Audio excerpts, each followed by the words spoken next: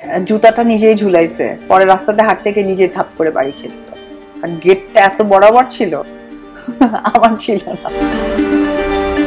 বুবলি নিজের জুতার বাড়ি নিজেই খেলো, এমনই এক বক্তব্য দিতে দেখা গেছে ঢালিউড কুইন অপু বিশ্বাসকে। তীব্রভাবে আপনাকে আক্রমণ করা হয়েছিল, একটা ফেসবুক স্ট্যাটাসে দেখেছিলাম। তীব্র এই আক্রমণটা কি আপনার প্রাপ্য ছিল? মানে হঠাৎ করে? না, আমার প্রাপ্য ছিল না। ইন ফিউচার তার প্রাপ্য ছিল, তার জন্য সে তৈরি করে রেখে গেছে। মানে জুতাটা নিজেই ঝুলাইছে, পরে রাস্তাতে হাঁটতে গিয়ে নিজেই থাপ করে বাড়ি খেয়েছে। ইন্টারভিউতে অপু আরো বলেন, বুবলি একটা অশ্লীল। ভালো একটা নায়িকা হয়ে তার কথাবার্তা এতটা অশ্লীল কেন?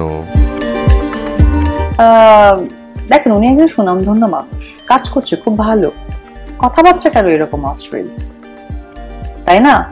এই অশ্লীল যুগটার জন্য আমি 2007-এ যুদ্ধ করেছি।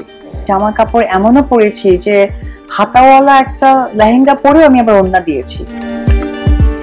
অপু আরো জানায়, আমি আগেই বলেছিলাম বুবলির সাথে সাকিবের সংসার টিকবে না, তখনই আমি 8 মাস সময় দিয়েছিলাম, আর এখন তো আপনারা দেখতেই পাচ্ছেন কি হচ্ছে। আমি এসেছি জীবন হয়ে, সময় হয়ে শাকিব খানের, তুমি এসেছো নায়িকা হয়ে, বা এরকম কিছু একটা। 8 মাস যাক, তখন বোঝা যাবে। যাচ্ছেন তো, যাচ্ছে কি? আপনি কিভাবে বুঝেছেন আগে ভাগে? আপনি কি ভবিষ্যৎ?